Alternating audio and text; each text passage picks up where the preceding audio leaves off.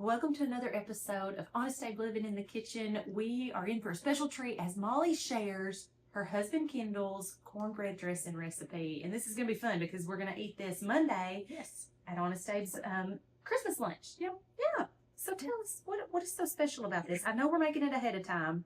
There must be a trick to that. So you make it ahead of time so that everything can just really, the flavors can marry and get, just well acquainted, I guess, for lack of a better word. So I have, it's not any, special cornbread dressing other than Kendall is the one who has always made it, and it's been always so good. And so I just always let him do that because he's great at it. So. All right, so we're going to let Molly share with us and kind of show us how to make Kendall's famous cornbread dressing. Yes. Let's get cooking. All right, so one of the first things, and I think this is the reason that I love this recipe so much, is that we use celery and onion and butter, of course, and sage, and we will put it in a skillet and fry that up and get that good and flavorful before we put it within our biscuit and cornbread mixture. So I'm just gonna cut it up, wash it, and get that going. So I washed and cleaned my celery, got rid of all of the bad ends, and now I'm just gonna chop it up.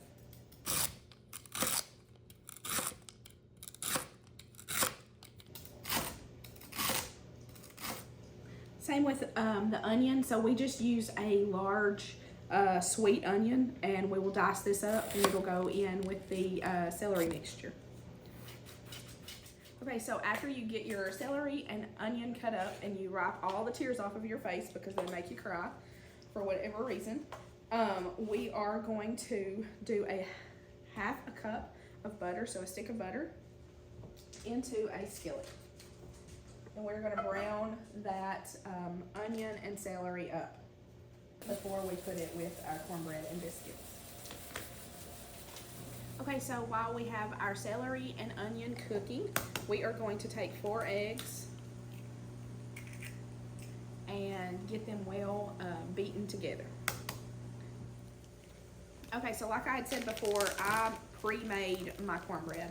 I made it, a week ago or so, and I let it sit out on the counter overnight with just a towel over it, just to let it get a little stale, I guess, if you will, because it works so much better if it is stale. So I would just go in and break all that up really, really well before we add anything else to it. And then the same for the biscuits. I made these yesterday, and I just let them sit out overnight to stale up a bit too. And another thing that I do, and some of these actually are, I have made biscuits, for our family, and they are not all eaten. So I just keep a bag in my freezer and will freeze the leftovers. And so I just had to make like 4 this morning or yesterday for today's filming. So it works out a lot better if you have leftovers. Okay, so to this cornbread biscuit mixture, we are going to do 3/4 of a cup of melted butter. Get that down in there. We're also going to do the 4 eggs that we had beat together.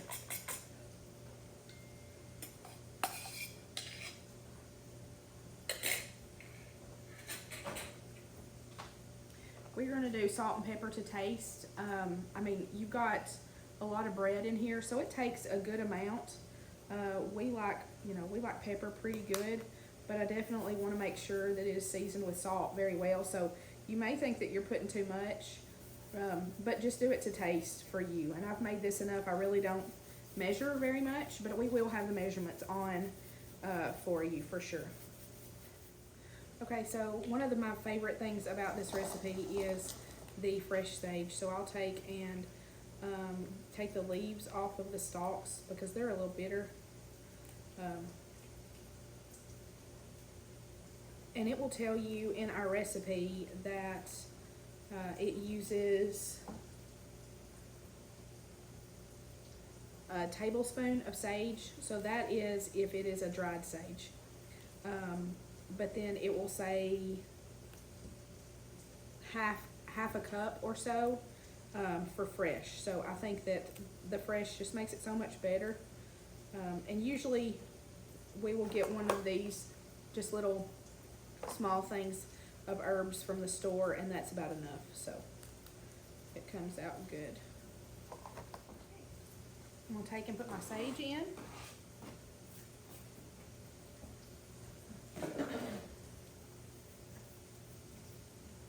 And then we're gonna get poultry seasoning. All right, and this is about 2 teaspoons or so of poultry seasoning. Again, I just eyeball it because there's so much bread that overpowers nearly everything you put in. So you have to very much season it well. Okay, so here is our celery and onion mixture that we had got in the skillet, and it smells so good, y'all. So we get that down in our bowl. All right, and then one of the items in the recipe is a can of cream of chicken soup. So that just helps, you know, get a good rich flavor going.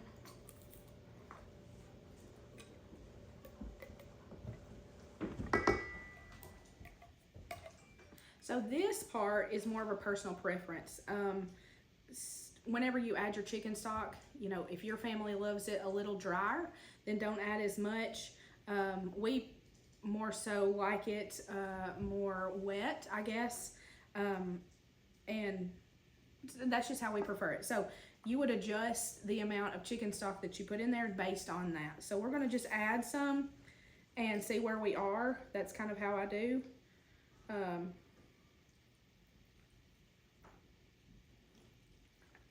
Again, I know that some do not like that term, to eyeball it, but that is truly what we do when we cook this at home.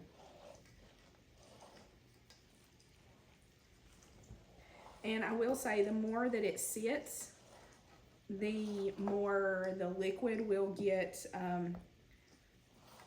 into the bread. So it'll seem drier the more it sits. So you may have to, right before you bake it, add some more stock into it at the very end and give it one more good mix before baking it off.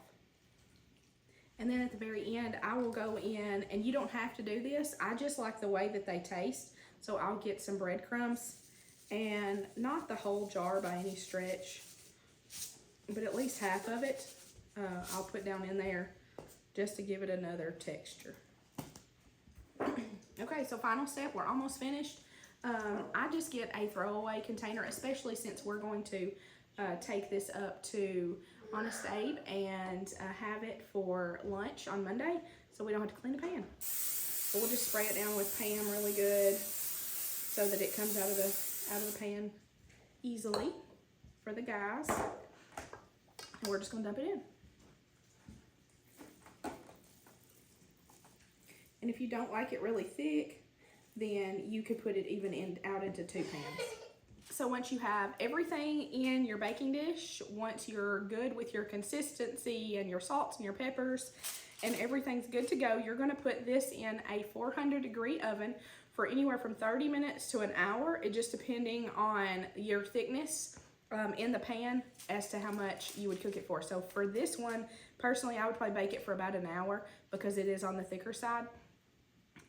But if it's thinner, you know, usually we will do a little bit less, but just check it ever so often in your oven and you'll be able to tell when it's finished. It's just going to come to a nice, you know, golden brown color on top.